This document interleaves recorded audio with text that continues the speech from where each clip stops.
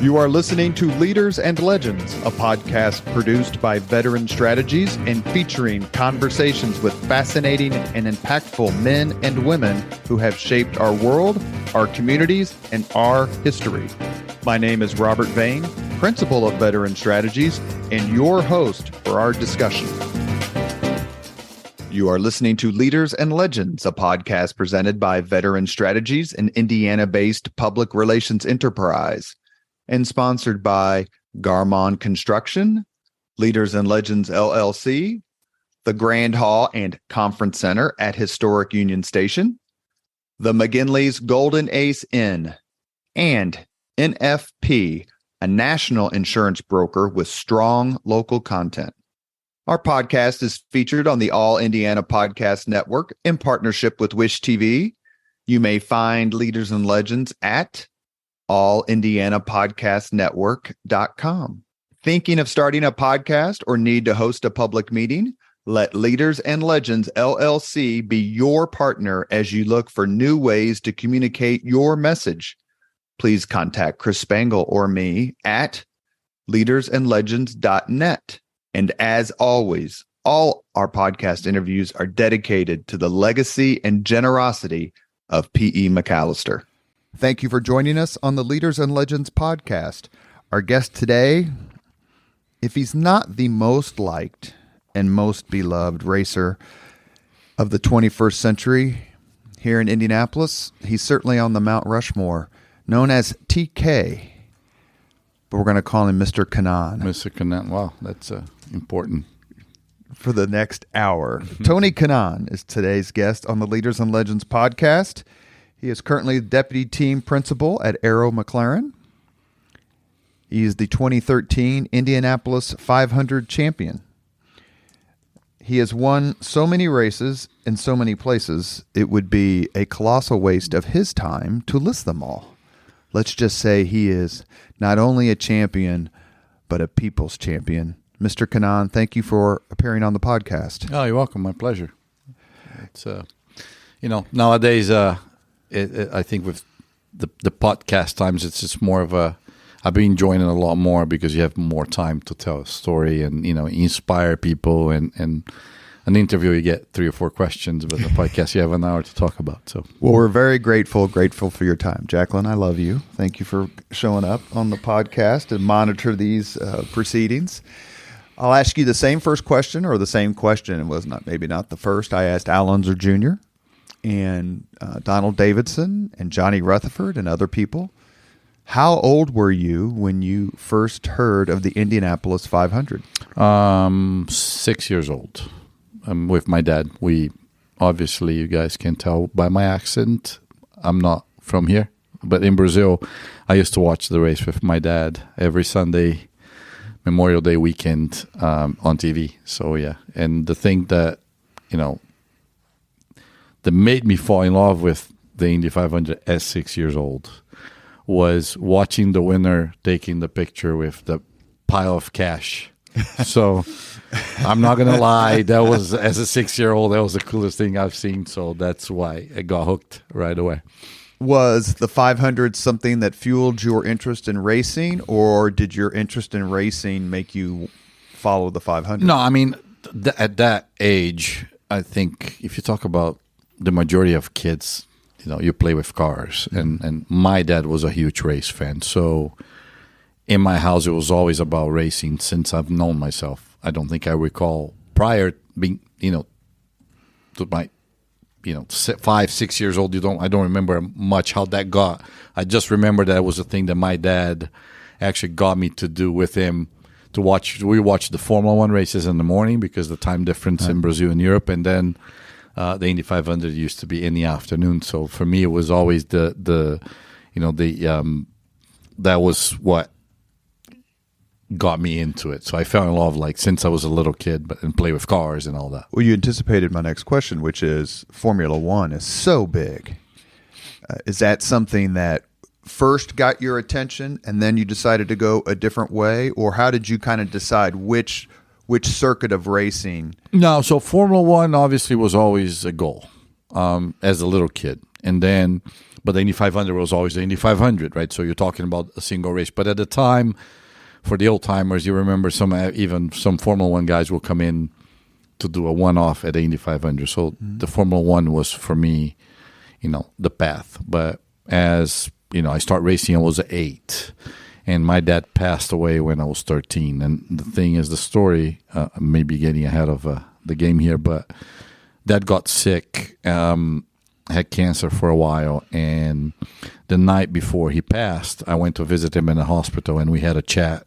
And Dad was, like I said, he was sick for a little bit, so he was trying to kind of like prepare me for the worst, which at the time, I don't think you never want to believe you're going to lose your dad, right? So he made me promise him the night before I left to go back home, that if something would have ever happened to him, he was going to take care of my mom and sister, and one day to win the Indy 500 for him, because I obviously, the impression of the cash and this and that, and I think since then IndyCar became obviously the goal. Your goal.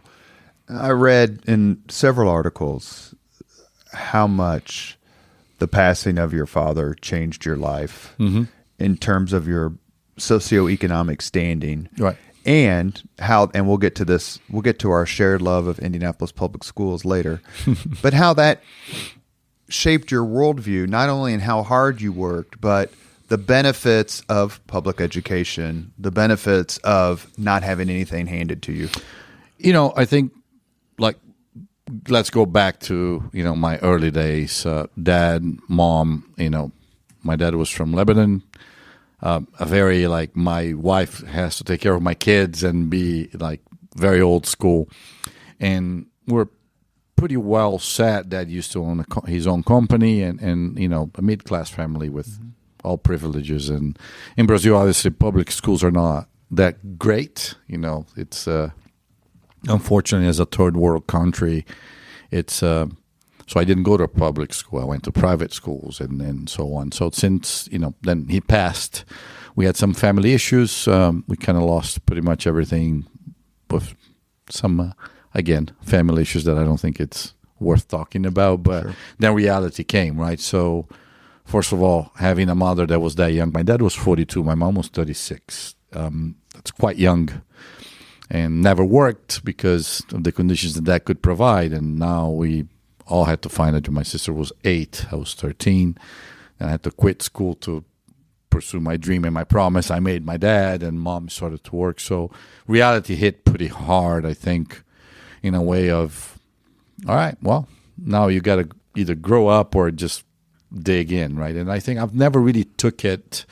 When I tell the story, I always make sure that people, this is not a sad story. This is something this is life, right? This is how life is. And if there is any positive of losing the most important person in your life at the time, I think it prepared me for life. After that, I think nothing that could have ever happened to me until I have kids is it was going to, put a dent on, or affect me as bad as it did about losing my dad. So I started working on a go-kart factory. I quit school in 5th grade. Started working in the go-kart factory to make some money to help my mom, but also get some equipment to keep racing. And that's how this whole thing begun. I eventually went back to school for another 3 years. So in 8th grade, actually, I had to quit again because then I moved to Europe to pursue my career. So it's a tough sell for my kids when you become that successful and you say, my oldest right now at 17, he's beyond 8th grade already. So they look at me, it's like, don't do what I did. That is not, it wasn't by choice that I quit school, but yeah. And then just really, it was just a matter of, pursuing my promise to him and to a lot of people there that don't know the story. I mean, the frequent question was, how did you know it was going to work? Or did you have a plan B? And I said, I have no option. And plan B was plan A. It was going to make it work. So obviously the path, we can go through it. It was not, a path is always, the most frequent question. I love to tell the story to kids to inspire them because I don't think, racing is very, like, people think you have to be rich to be racing because it costs a lot of money. In this sense, yes, it makes sense, but also I'm the example that you can make it happen if you put the effort in. A lot of things I had to give up. I think, my kids make fun of me because any sports they want to play besides racing, which they don't race, they go to their mom because I can't play anything because all I've done was racing. So I'm terrible at everything else. So jeopardized a lot, not jeopardized, but gave up a lot of things in my life just to pursue my dream and become a race car driver. But had to grow up pretty quick and, move away from Brazil, which, at 16 years old, living in a race shop, which this is what I did for 4 years, on a mattress on the floor in my boss's office and working on a race car to be able to race. And all my friends back home having fun, going to nightclubs and getting cars and girlfriends and all the stuff. It was a transition, but it wasn't a bother. Real quick, is there anything about which your kids don't make fun of you? My accent, they do. Yeah, like the only thing they cannot make fun of me is how good I drive. So that's the only thing I can stick to it. Everything else, it's they don't think I speak English. They're bilingual, but when you learn English or any other language from birth, it's amazing how they can switch without. You wouldn't be able to tell if they speak in Portuguese. You think they're Brazilian. When they switch to English, they're Americans. Not the case with me. The greatness of Romance languages. It is. And obviously I've learned how to speak English thanks to my wife. 17 years of private school, I guess, with her at home. But at home I only speak to them in Portuguese, which is cool now that they're growing, a 10-year-old and an 8-year-old. And so the mom learned how to speak Portuguese as well, Lauren, which is funny because then she speaks Portuguese with an accent. And I speak English with an accent. And story time, bedtime stories, I'm only allowed to read books in Portuguese because they say they cannot understand the story if I'm speaking Your English is fabulous. Tell them. How many languages do you speak? 4. I'm going to guess. English, French, Portuguese, Spanish. No.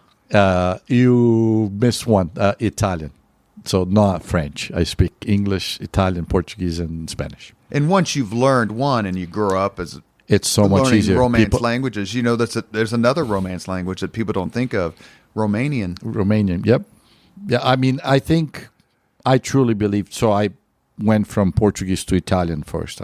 I came to America in 96. I spoke 0 English. But once you learn one, no matter what, it's for some reason it's easier to pick up the next one. So you are listening to the Leaders and Legends podcast. Our guest today is 2013 Indianapolis 500 champion and current deputy team principal of Arrow McLaren, Tony Kanaan.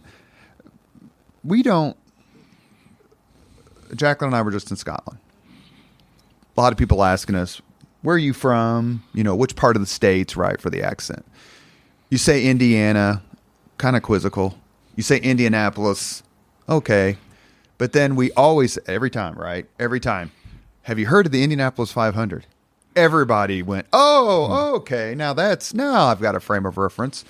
Do those of us who've lived in Indianapolis our entire lives have a conception of how gigantic the 500 is, the greatest spectacle in racing is in other countries to other racing fans? I don't think so. I think you should. I mean, Indiana people are pretty proud, and I think I married an Indiana girl. I think you guys, I should say, because I'm not from here, but I consider myself from here, a Hoosier, but it's just the normal, right? Everybody, you guys were born, you knew the 500 exists, you drive by the track, and that month of May is every house decorates with checker flags, and so it becomes normal, but again, just coming from abroad, I don't think you guys realize how big this place is. I think it's not. I think you guys know, but you don't know. You know what I mean? It's hard to explain. It's like you have no idea how big this is. Think about it. I mean, IndyCars. Why it called IndyCars? It's because of Indianapolis. It's not because of somebody came with a name. it's not a race car that raced in Indianapolis. It's Indy cars, right? So, which is amazing because speaking of, a kid that dream about winning this race and going through the 12 years of just heartbreaking times at the 500 and winning, how that changed my life for many reasons. You just become a different person. Not yourself, but like I was Tony Kanaan. Now I'm an Indy 500 champion, Tony Kanaan. And that is something that, like even the smallest things. I mean, you're talking to somebody that probably don't know who Tony Kanaan is, but then you say, what do you do? He says, I'm a race car driver on a random conversation around the world. And the guy says, oh, okay, well, what do you race? Indy cars. The guy says, oh, the Indy 500. I said, yeah. And then when you tell them that you won, then it's like, no way. There's no way I'm talking to a guy that won the Indy 500. So it's big. It reminds me of the story where an actor named Walter Matthau told an actress, I think it was Louise Fletcher, after she won the Oscar for One Flew Over the Cuckoo's Nest, and talk about how her life would change. And he said, from now on, even in your obituary, you'll be known as Academy Award winner. Correct. That's what I told my wife when I'm no longer around. That's what needs to say on my, what do you call? Your tombstone? My tombstone. But actually, we shouldn't even talk about that. But Did you have a favorite driver coming up? Yeah, I mean, growing up, obviously, nowadays, I think the Americans will relate to Senna. Ayrton Senna was a huge F1 guy, and one of my heroes, obviously, in Brazil. He was still 30 years later. I think 15 years ago, if you mentioned Senna in America, people had no idea. Nowadays, with Formula One, that was an F1, but an IndyCar, I always relate. With all the respect to Johnny, Mario, but AJ was always my guy just because we have similar personalities, although people don't believe that, but yeah. Which would be more fun, watching an Indianapolis 500 with you, with one of your drivers on the pole, or watching Brazil in the World Cup finals? Well, as a race car driver, I'll pick watching the race with me, but I'm not a good watcher. I get so nervous. I've learned since I've retired last year. I don't know how you guys do it. I told my mom that. I told my wife that. I'm like, it's terrible. I get so nervous if I'm not in the car. So it's, I think it would be more fun to watch with me because you see how much I would freak out. And it makes no sense because that's what I did for a living. But it's hard not to critique? No, actually, no. It's not about that. It's like, I'm just nervous, like watching, my guys, like in the timing stand. Pato was fighting for the win this year. I just want to sit down and didn't want to watch. My mom, I can assure you that since go-karting, after go-karting, my mom never watched my races. She would be present, but not watching. And I only understood that this year, because the last 3 laps, I just sat down and kept my head down, and I kept hearing the crowd. I'm like, what happened? What's happening?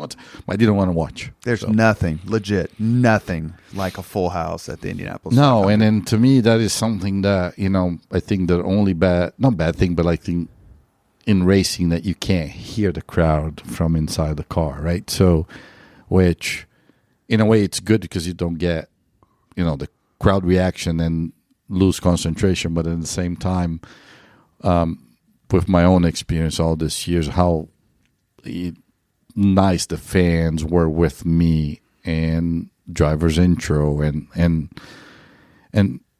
how they greet you, and then the whole place, 400,000 people like cheering for you. It's something that it's really special to me when people ask me, there's so many special things about the win in 13, but one thing that I will never forget was after the podium, you hop in a car and you do a lap. And for some reason, I guess everybody stayed to watch me. And that is a picture in my mind that if you talk about, Sonny, what was the highlight? Like, is it the moment that I celebrated, I was pointing to the air, telling my dad that I did, kissing my wife? all those are very special. But that moment there, that lap, I think it's so vivid in my mind that it was the most special thing about it. You mentioned that because to me, and maybe you remember this, and you've certainly seen the footage, the most memorable image of A.J. Foyt winning his fourth in 1977 was the fact that Tony Holman, dying of cancer, got in the car with him, and they rode around together. Yeah, I mean, to me, obviously, again, it was, I think, if you look about my story with IndyCar and the Indy 500, I mean, the fan base, what I've heard over the years, was they always sympathize that, I had so many, I mean, I led more than 200 laps total before I even had won the race, and the misfortunes, but I was always extremely respectful to the track. I've never really held anything against the race. I was always like, hey, as long as I'm being able to compete here, I know I'm good. It might happen, it might not. I was okay with it. All those single digit finishes. Right. I mean, you talk about finish second, third, fourth, fifth, sixth. It's like, come on. But, I think that is something that, to me, that's what people actually, got. I acquire a lot of fans because of that too. Not just the story promising my dad, but I think it was always like, hey, one day it might happen, and hopefully the track will pick me. I kept saying that, and I think that was extremely, for me, looking the reaction of the people, because even the other day I have 4 kids, but I only had one at a time. So the other 3, they know, they've been around, but they don't. Like, the best experience they had, I think, was last year on my farewell, that actually I took them to driver's intro.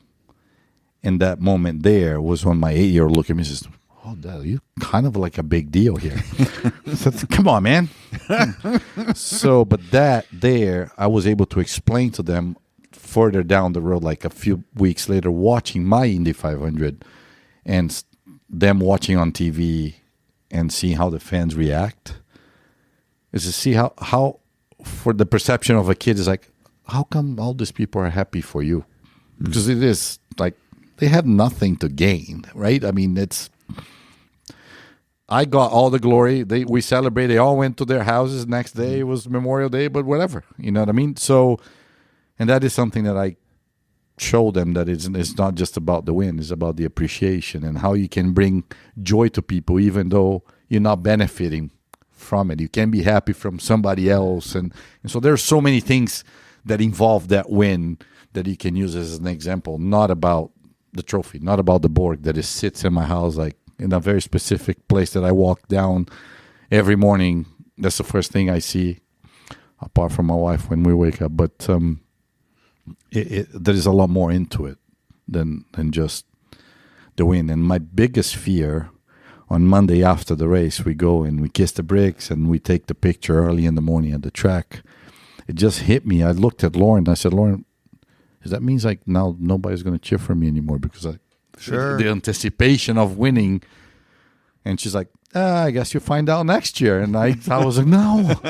So obviously that didn't happen. You mentioned not being able to watch. So how did Lauren, Mrs. Kanaan, how did she handle her husband, who she loves more than anyone else in the world, doing turns, taking corners at 240? Look, again, you know that because you have your missus here, and you just told her how much you love her in the beginning. But they're so much better than us, because I that's what I said. I've watched the footage of my win, and I can see her shaking because it was under the yellow, right? And it was so dramatic. It was a restart, and I said, I don't care. I'm just gonna go. And the way she was shaking, I'm like, I would passed out. If I was watching myself live, I would have been just wake me up when it's over. The year, forget you guys would know. Looking at Chris Spangle, who's a gearhead too. The guy driving the National, was it Hinchcliffe? Who drove with the Indiana National Guard car and crashed? Hildebrand. crashed. Hildebrand. And Dan Weldon won. Yeah, that happened exact 20 feet from where I was sitting. But You that's what simply I'm saying. couldn't Like, believe it. Even like nowadays, every once in a while, I'm not that vain that I'm going to sit down and say, let's watch my Indy 500 win again.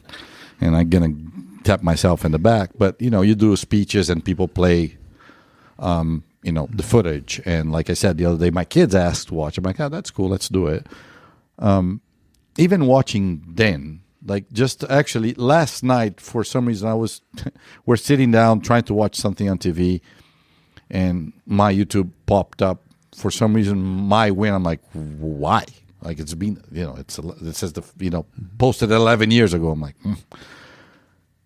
and I just clicked it. I didn't watch the whole thing. That was the last 22 laps. I did not watch the whole thing, but just like I watched for 4 laps. We were like in the middle of something before we went to bed, and you're thinking about anything that could have gone wrong. So because I just know that because I just watched last night. I pitted way earlier than everybody else. I was a lap down with 22 laps to go. Because obviously the pit sequence, and then it started with 15 to go. I was second, 10 to go. I was first, and then I shut it off. I'm like, I don't want to watch it, which I knew would happen already. But like, you know what I mean? It's like then you go back and you go, but something could have happened in that pit stop. I was a lap down. How did I? So it's you go crazy, like you said it, and that's why. You never celebrate until you cross the finish line. Look at JR. That's something he's going to haunt him for the rest of his life. He was, 200 feet away from... And the crowd just felt so sorry for him. Yeah. I mean, I was in the Army, so I wanted him to win for obvious reasons. But the 500 has had its share of... And has a... I'm going to say reputation. That's not the best term. An aura of heartbreak. Look, I think that place is... Again, I know you guys will understand, but for the listeners that haven't been here, that place is magical. There is something in there. It's not the energy when you drive in through that tunnel. The race day when you have 400, it's just different. And to me, I kept saying the track will pick the winner, and there is something in there that if you think about it, yes, it was JR's worst day probably. And then who won the race? Dan.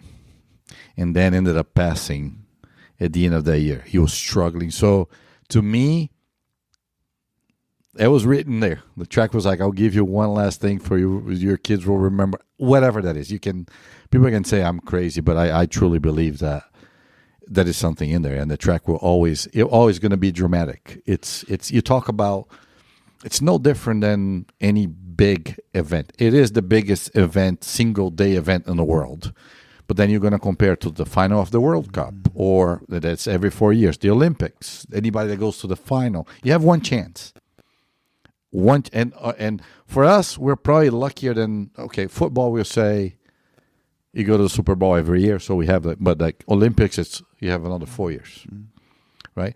And for me, preparing that, it took me 12 years. So every year is like, another 364 days that I need to prepare myself. And that is something that I don't think people will understand when the expectation, the preparation, the dedication, everything you do. And at the end of the day, one person is going to be happy. And 32 guys are going to be really mad, right? I would say the last guy is not as mad as the second guy. The second guy is the worst. I mean, I can tell you for sure from every angle. The celebration, the prize money, you get $3 million to win, $300,000 for second. It's just like, just really like the first loser of all. So yeah, it's and it can get to your head. It's. Last question on this topic, because I'm interested in it only because of some of the things you've said in the past few minutes. Do or did other racers feel sympathy or a shared sense of heartbreak for the Andrettis? That day? Ever. The whole time. No, obviously, all those starts. Marty was the only one. Mm-hmm. Michael for sure. And Marco had one really good shot at it that actually cost him. It was a downshift, and yes, 100%. I think it's that's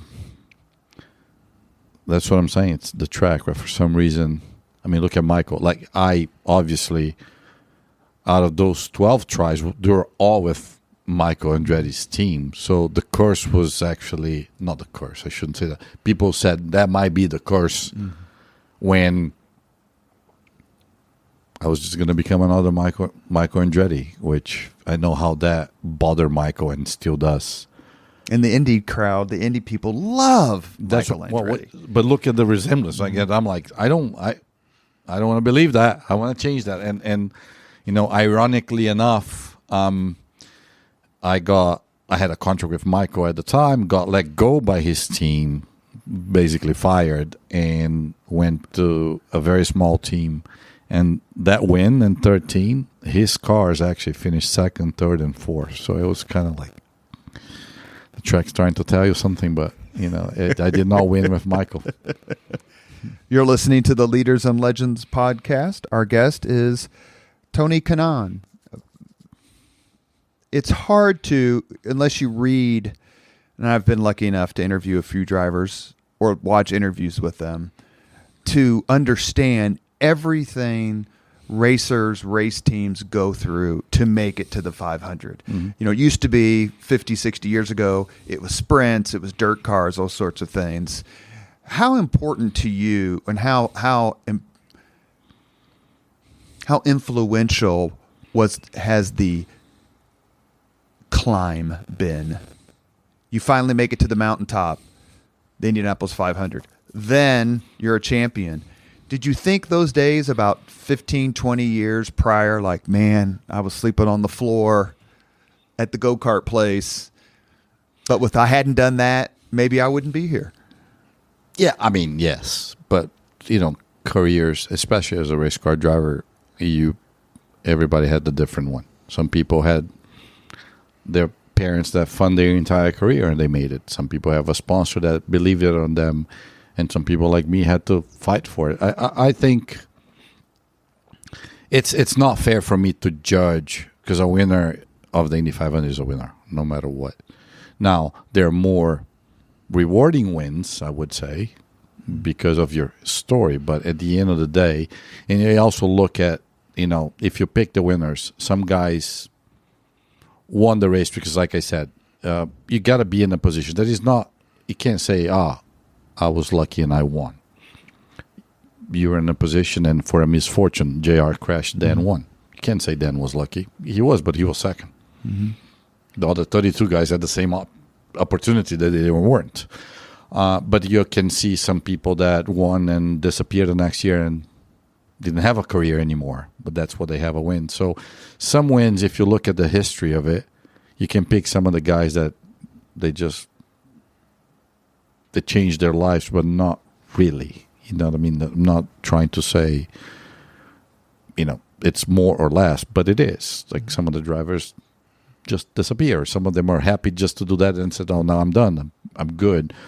For me, I've never thought that way because I didn't think life owed me anything. I just felt like since I lost my dad, I just had to fight for everything I wanted. It. So for me, it wasn't like, actually, it's funny because my wife made a comment the other day as far as like, she says, you just work better in the chaos. Because I guess chaos was a pretty strong word to say, but like, because actually she walked in, I was working out with the TV on, I was on the phone, on the treadmill, and I had music as well. So it's like, how can you do that? And then I think, you know, being put in a difficult spot my entire time, I think I learned how to operate a lot better under pressure than actually. When the situation is too good to me, I'm looking around and say, what's going to happen? I'm waiting for something to happen. So to me, it wasn't like, you know, oh, life owed me that. Now I really deserve that. I never felt that way. I felt like all I needed it to do is to put myself in that position and fight. And that is, and whatever the outcome was, as long as I understood I was okay with myself for whatever the outcome was, then it's fine. I didn't want to prove anything to anybody. I didn't want to set an example to anyone. It was just obviously after the fact. It's good to tell the story to inspire people if that's the case. But to me, it was more of finally did it. I mean, but it wasn't like, oh, it's more rewarding. That paid off. I never felt like people needed it to feel sorry or, oh, because I slept on the floor, I deserve more than the guy that had a perfect family, a house, and money. That doesn't matter. I mean, you deserve. There's many ways that you be able to fight and deserve for things. It doesn't mean that my struggles, I deserve more than you or anybody else. How much does crashing or the potential for a crash run through your mind as you're climbing in the car, as you're driving? You know, I interviewed Johnny Rutherford. He was involved in one of the worst crashes in the history of not only the 500, but racing, the Sachs-McDonald crash in 64. How does that, or do you just go, look, it's just part of it, and if it happens, it happens. It doesn't, it doesn't. It's funny how I think psychologically, to be honest, I think we need to have to be like conditioned and wired, whatever you want to call, to block that, right? Because again, the example that I try to make people that don't race to understand is, do you think about when you leave your house that something's going to happen to you every day? If you get in a car, you think somebody's going to run a red light and hit you. Or there is a possibility, but you don't think that all the time. Now, every once in a while, you stop in a light and somebody says, oh man, if I was there, that would have been bad. So it's the same with us. I think as a race car driver, I've always, for myself, I always said the day that I actually think of that is the day that I need to quit. That is not, I'm in the wrong place. I need to be committed. So I was always fine with the fact that every time I climb in that car, the outcome could be the happiest, the saddest as far as not winning, the disappointment. I could have 1 broken bone, 15 broken bones, or never wake up again. I mean, that is a fact. And then I think it's a reality that, I mean, some people think they don't want to talk about it. They think we're uncomfortable talking about it. But if among ourselves, it's actually the opposite. When Dan passed, Dan was really close to me. And we always talked about it. Not always, but like when the conversation came up, it was always like, if you chicken out because I'm not around, I'm going to come hunt you and you're never going to sleep again. You know, it's always like you're going to honor. It's not by quitting. You're actually going to honor the guy. So, no, actually crashing was part of it. I had a few broken bones. I had a few scars. It's part of it. And in any crash that I had, the first thing that, that you see, it's very common among every race car driver. You wake up in the hospital and the first question is, when can I get back in the car? If you're afraid of that, then is when it's time to stop. And a perfect example of that, if you guys watch my last Indy 500, I was fighting with McLaughlin for 11th, and I passed him on the grass for 11th place. So I come in after the race. We finish, I think, in the top 10. My wife comes to me and says, do you really need that? I said, what? That pass on the grass. I'm like, it wasn't even for the lead. I said, but that's, you know what I mean? That's where we are. And that's what actually she brought it up. She's like, so that's you. My last race, it was for 10th. It was not going to change my life. It wasn't a pass for the win on the last lap on the grass. It doesn't matter what it is. This is a race. It's an opportunity to pass. I saw it and I went. I didn't think about, I'm going to do this on my last race so people are going to remember that. So I'm really cool. I just needed to pass the guy, right? And no matter what place it was. And that it still told me, but she says, well, but then see. So then you're not ready to retire. I'm like, no, I think I'm ready to retire, not because I'm afraid of it, because I don't think I'm wired like that. I think I'm ready to retire because I think it's the commitment that it takes to be able to perform at the level I'm getting to a point that, my life is not the same as it was 30 years ago. I have 4 kids. It's not that I think about, if I'm not around. It's the commitment, how selfish you have to be to perform and all the things that you give up. And that happens to be mentioned a lot with top flight, world class champion athletes, the opportunity cost. I'm going to be a champion, but I'm not going to see any of my kids' basketball games, football games, that kind of thing. That's what it takes, right? I mean, it's a life choice, and you got to be okay with it, because that's what I've always said. I don't regret a bit, and I know some people don't make those choices, and that's why they're not us, right? I'm not saying that if somebody would ask, so Tony, is that the key of the success? I don't know what that is, but that's the way I operate. But if you look at a pattern, every athlete of any kind, that's all they did. Talk about basketball, Kobe Bryant or LeBron, or like they're still going, LeBron's still going and still missing a bunch of things. Obviously, you've learned over the years how to be a little bit more efficient, but the focus, it's nothing but the sport that you do. Anything else, it will come second, no matter what it is. I told you, I have 4 kids. 2 of them, I wasn't even at the hospital when they were born. My wife was there, and I wasn't. I missed that completely. I was racing. I made it the following day, but I had a race. Naturally, somebody would just say, well, I missed it. It's just a race. I'll miss it. It's just one. We have 17 a year. That didn't even cross my mind. And she knew that, and she was okay with that because she married a race car driver or an athlete that was committed to it. Obviously, you adapt, and as you get older, that's when my biggest thing for me was more of I wanted to retire when I want to retire. I don't want to be phased out, because that happens quite a bit with some people, right? You just can't find a ride anymore. Sure. Or they don't hire you to play anymore.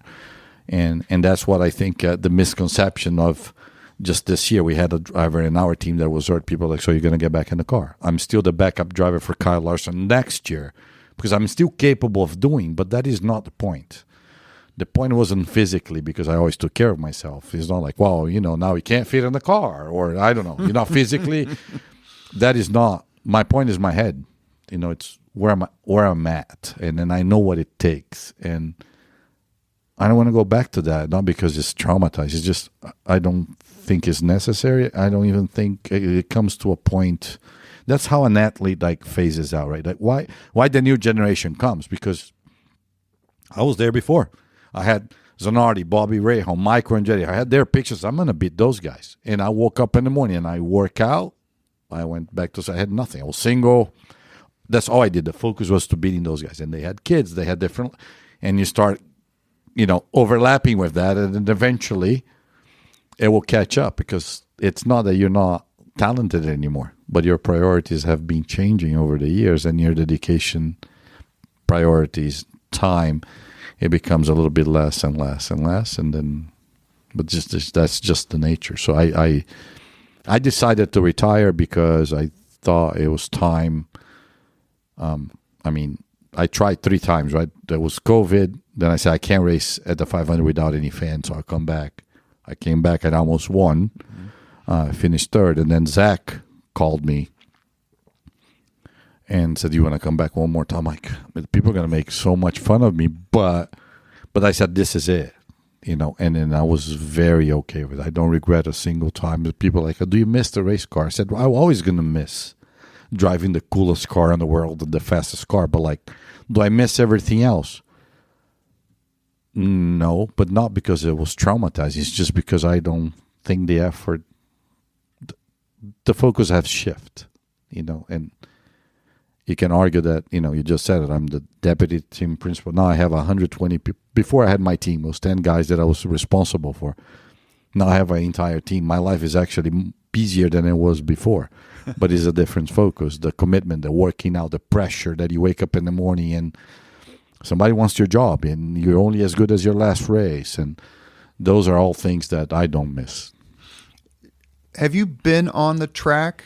Will you drive around the track? Can you just say, hey, I want to take the car for a spin? Well, with Doug Bowles, a good friend of mine, but I don't, honestly, to take my Corvette around the track is, no offense, it's not fun. It's not an IndyCar. But like an IndyCar, if you said, hey, I still drive the 2-seater, right? So I do the 2-seater rides for fans, which is an IndyCar with 2 seats, That was my son's high school graduation present. He Here we go. graduated So from I Mount do every College. once in a while, but also, so next year, because I'm still the backup driver for Kyle, and the deal is if it rains race day, Kyle needs to go to the 600 in Charlotte because he's doing the double. For me to be eligible to drive that car to start the race, I have to do my refreshment. So I will get to drive an IndyCar again in May for 15 laps on a proper, like the race car, just because I need to guarantee that. So I still get to do it. I still get a lot of fun. And again, it's one of those things, right? This is definitely, I can assure you guys, since I took this job, Kyle did the first race this year with us, extremely successful. I was the backup driver because of the double. This year, I said the same thing I told Zach 2 years ago. This is my last year as a backup. I can't run a team and focus, because I said that too. I'm like, if that's the case, in May, my focus is going to shift again, right? Hopefully, Mother Nature is not going to do that to me, because as much as I love doing it, I think Kyle deserves to do it. But yeah, it's I get to do it. So, I'm dying laughing inside, so as not to annoy the Leaders and Legends podcast audience, at the absolute putrid look on your face when you said drive a Corvette around, like, yeah. And again, so I own one. Is not. What's the fastest car you've driven that's not an Indy 500 car? Have you ever taken a Lamborghini or anything like that? Around the track, I think, is the Z06, the Corvette, because our relationship with Chevy, they sponsor the Speedway, and that's a really cool car. But honestly, I'm not trying to be like, people think, oh, is this cocky guy, like I love it. dishing the Corvette or the Lamborghini. I'm like, I have a McLaren. I have no desire of putting that car at the racetrack, because my reference of speed, it's nowhere near what that McLaren can do, or the Corvette. So it's not fun, guys. Sorry. It's like an F-15 pilot, Yeah. flying a Cessna. Correct. Like, Yeah, let's go. Let's go on a Cessna here. Well, okay, it flies, but sorry. what's your favorite racing movie? Honestly, it's Cars. It's actually not. It's a racing movie, but it's a cartoon. But yeah, Cars. I'm in love with it. My kids are in love with it. Now, you want to talk a real movie? I would say Ford versus Ferrari. I think it was a movie that I liked the history. I'm old, but not as old as AJ. But I'm an old timer. I felt like I would fit in that era, pretty good. You mentioned the two-seater ride. We should acknowledge one of the greatest men I've ever met, and that is Jim Voiles. Jim is involved. Jim is my lawyer, and he was on the podcast. He was terrific, and he's the things Jim has done for this city and state, let alone just the racing community, is unfathomable. I mean, we're really close. We do dinner every once in a while. Obviously, Jim is an icon on. He loves racing. He loves Indy, and it's funny because we only communicate through text to go to dinners and stuff. If I ever call Jim, means I'm in trouble with him. I've only done it twice in 25 years, so I think I'm good. You mentioned another our previous guest on the podcast, and that's Doug Bowles. To me, there is no, and please push back because you have a wider sense of reference than I do.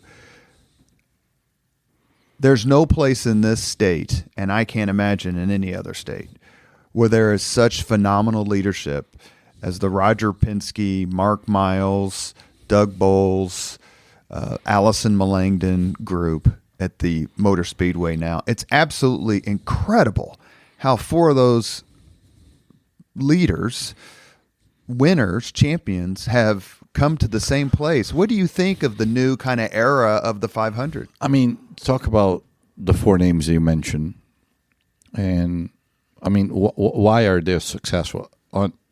Again, to me, is the respect and the love they have for the Speedway, the 500, and IndyCar.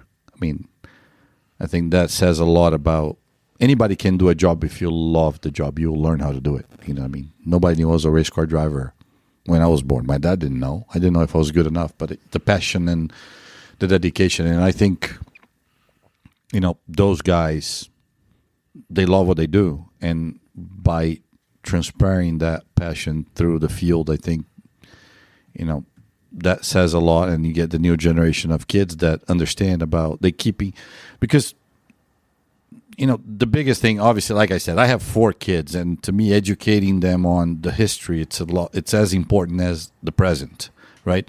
On anything, because I think we can't forget how any product or any series or any sport became what they became. You got to go look and acknowledge the people that actually sacrificed, lost their lives, whatever you want to say.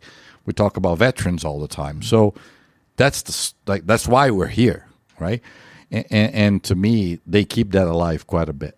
So that's why, a lot of the traditions of the Indy 500, some people argue, is like, well, this is, the 20th century. We should change this. And that's why they keep it the way it is, because that is still, I think we need to adapt, but we cannot get rid of the history. And those guys Doug Bowles in that track, I don't think there is anybody in this earth that loves more that track that he does. Let's talk about coolest jobs.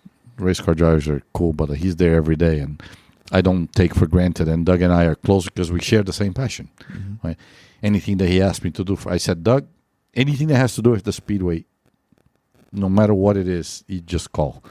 And we do a lot of things for the volunteers, for the community, for the city. It is not just, again, I think I'm speaking more for people that don't know Indianapolis or the racetrack. It's not just a racetrack. I think there is a lot to the community and both, and vice versa, right? Because we do things that the Speedway does things for the community, and the community pays back with the respect and the knowledge and then just the protection and everything else. So I think it's again, I pretty sure that we are not going to create ever again a city in a racetrack or anything like that. It will never exist in a million years. This is just something that it was meant to be here, and those guys they keep the tradition alive, and that's why I think we need more Doug Bowles, more Mark Miles, and more Roger Penske's that saved the series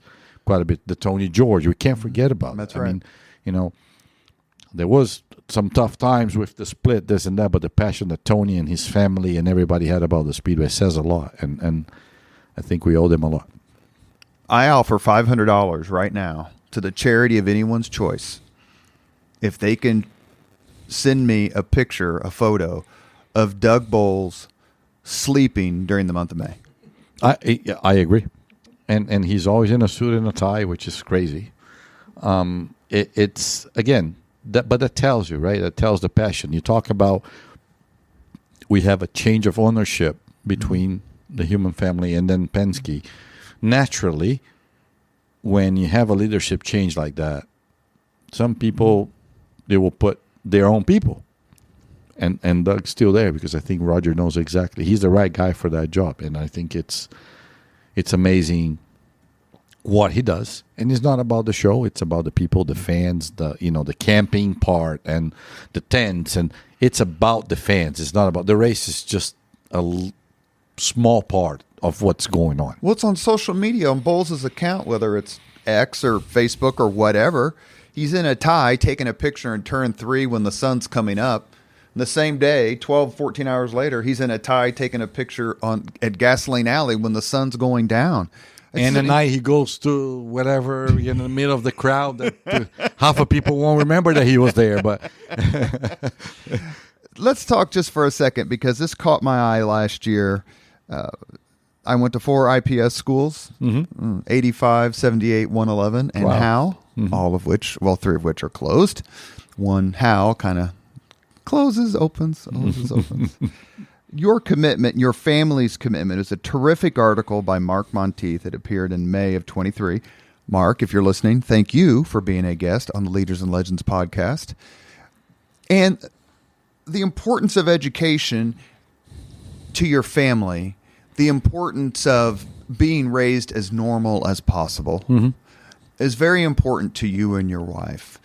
You stand up for Indianapolis Public Schools. You praise them, and IPS can be an easy target. What made you and your wife participate in this story that basically extols the virtue of a school district? Well, point number one, you just said it. I think, unfortunately, society are very judgmental. And to me, one of the points is that, like, oh, your kids are in IPS school? Correct. So that will change some people's mind, I think, as far as if you're going to be that, pardon my ignorant, to think that a public school is a bad school, then judge me then, right? Because how come a successful person, are you cheap? Or are you the one like, no, I mean, to me, I would say the most important things are the values, right? And then I think, yes, we have a tendency as a parent to spoil our kids, but also will do what's convenient for us. And when you get in a position that you become a public person, whatever that is, but especially me in Indy, it's a different reality also. Like Tony Kanaan is well known at home in Brazil, but I go to Miami, one or two people recognize me, it's fine. I get out of here, everybody knows who I am, right? So you get perks, which I'm not complaining, but like you go to a restaurant, maybe you don't wait. That is just life, right? So you do, I'm not going to sit here and say we don't take advantage, quote unquote, of that.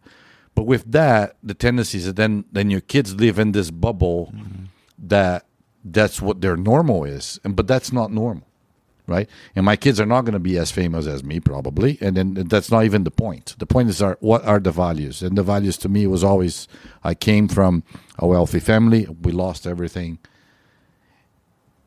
And all I had was people. I was lucky to meet plenty of people that helped me throughout my career, that they were like there for me when the hard times came. I also lost a lot of people when the hard times came, because so to me it was more of like, you know what?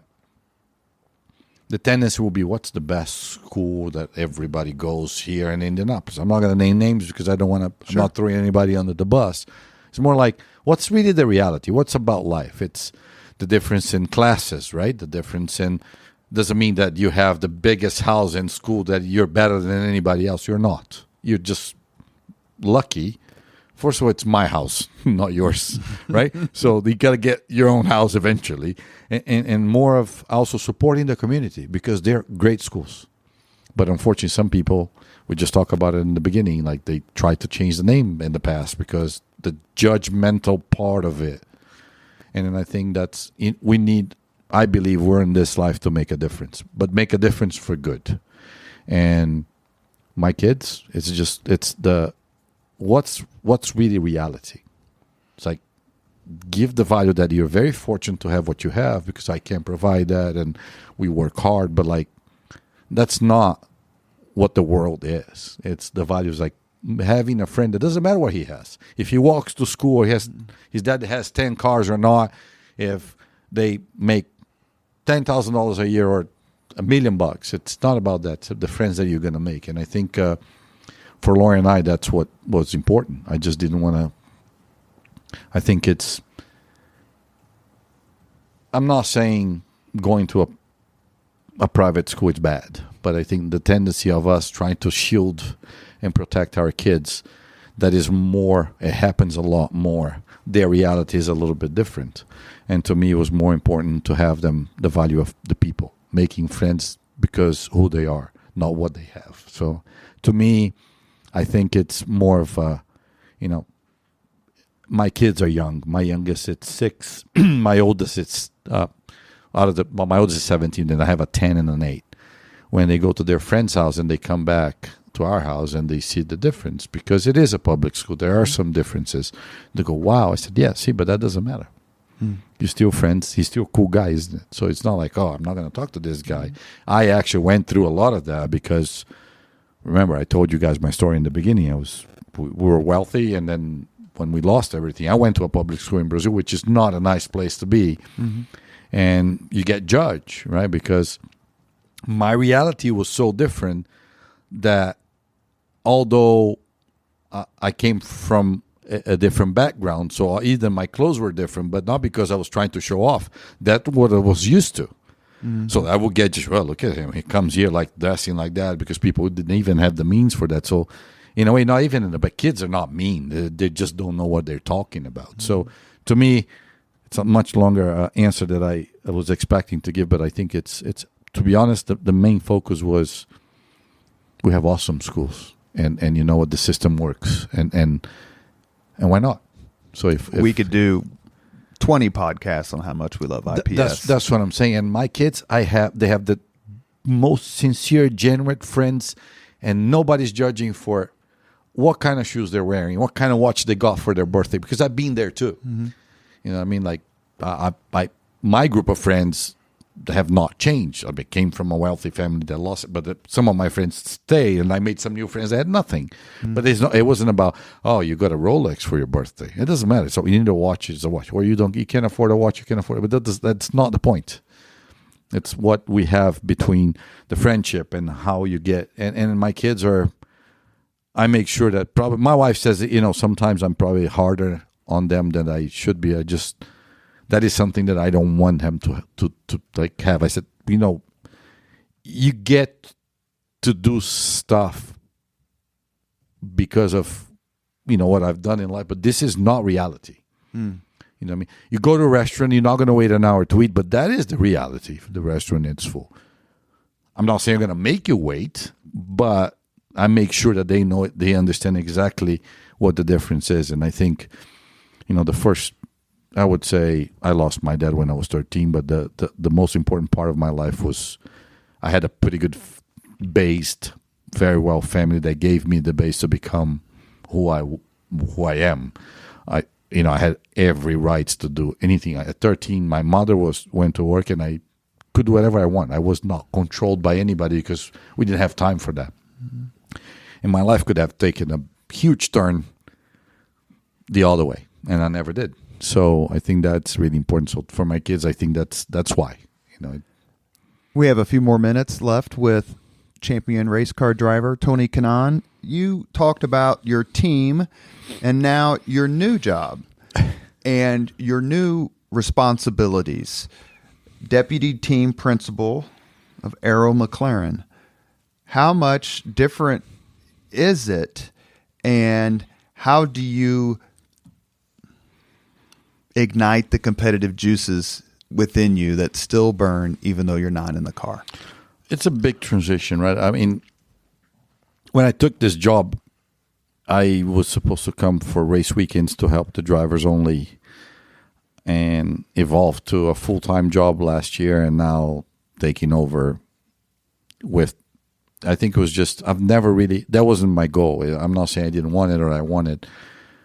I came in with the same passion I had and I have for racing and being the race car driver. I only know one way of working. It's 100% the whole time. And I think that's what led me here. And for me, throughout my entire career, I only succeed because of the people that I had. My team, my guys. We talked about it a little bit ago. Was I ever scared to get in a race car? I had to trust the people that put in that car together. Right? And it's no different. I mean, I'm out of the car, but I'm still, I think the best way that I can describe how I want this team to be run is it's not my team, it's our team. But also, I'm not going to tell you what to do. I'm going to show you by example how hard I work. And that if that doesn't actually ignite you guys, then somebody's in the wrong place, either me or you. Which, no offense, I'm in charge, then it's you, right? So, and that's what I expect. And expectations, reality, and what we can do. I believe a lot of the success is by the people that you have.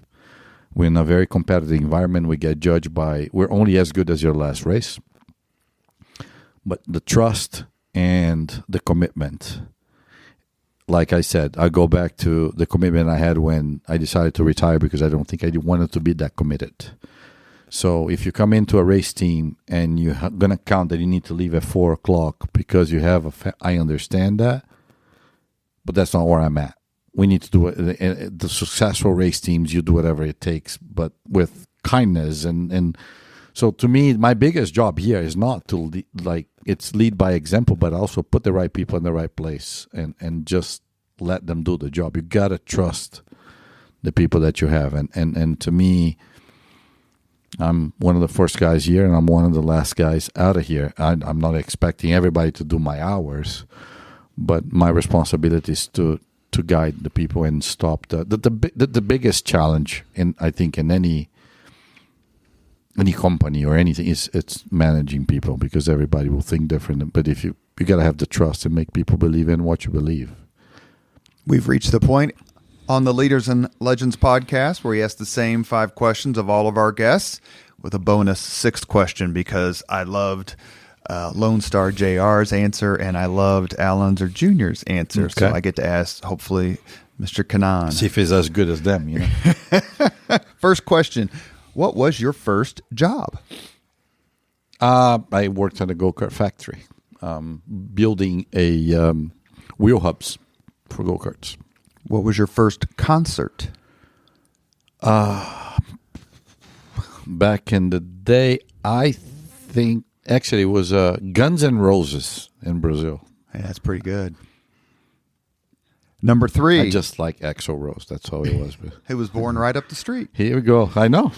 When I went to see them a few years ago, he brought the house down when he said, as one Hoosier to another. And but the place went crazy. Even then, people are going to go, oh, it was because he was from Indy. No, but coincidence or not. Number 3, if you could suggest any book for someone to read, which book would you recommend? I'm not a big book guy, but I would say I don't have a specific book, but if I would read a book, which I've read a few, it would be anything that would inspire you and add something. I would to read a fiction book. I would rather watch a movie, but something that would add to anything that would be motivational or inspiration.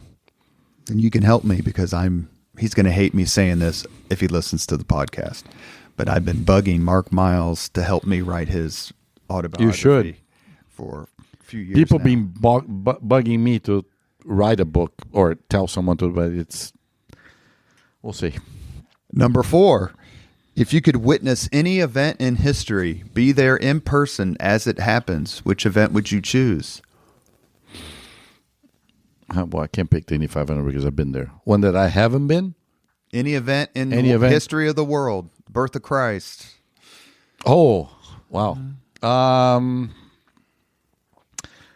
Honestly, I'm going to be very simple. I think I want to witness probably I've never been to a Super Bowl, actually. With the Colts obviously winning, it will be cool. Well, Pete Ward, yep, who's been on the Leaders and Legends podcast, I will make sure that he knows that. If that happens, trust me, I'll be there wherever that is.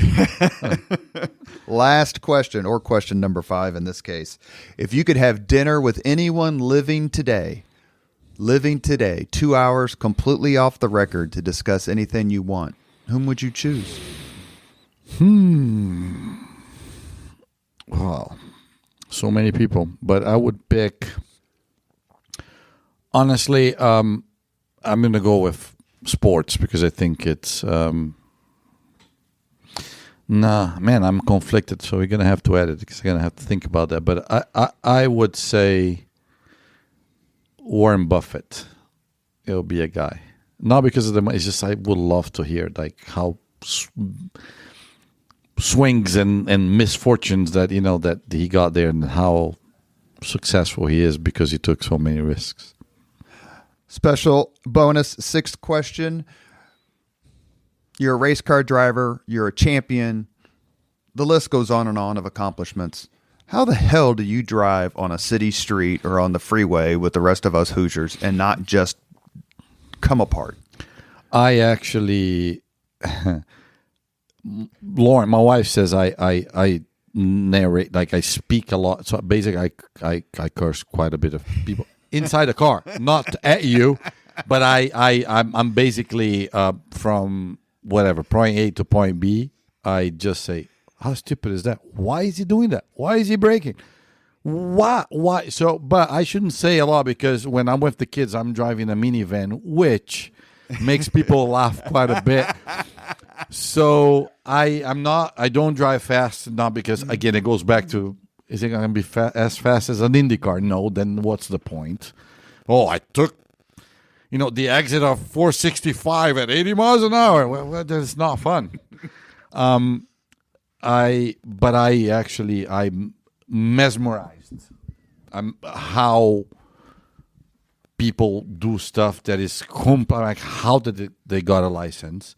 My biggest pet peeve, which it happens quite a bit more in Indiana, why do you drive on the left lane at the speed limit and you don't let me by if I don't want to drive the speed limit? Can you? But it's their lane. They bought the lane. And you try to pass them, they accelerate. Then it's like, then it's a race. Then we have a problem because now, to a point, I need to win that one. So, do you ever let anyone drive you? Do you ever sit? No, nope. So that is another thing. You probably knew that. That's why you asked. But so no car service for me. I always wanted to drive. I cannot sit in the back seat because I actually get I barf. Mm-hmm. And if I'm not a passenger, you don't want me to be your passenger, and I freak out. I press the brake pedal that doesn't exist, and I keep saying, why don't you go that way? So I don't. I usually choose to drive myself everywhere.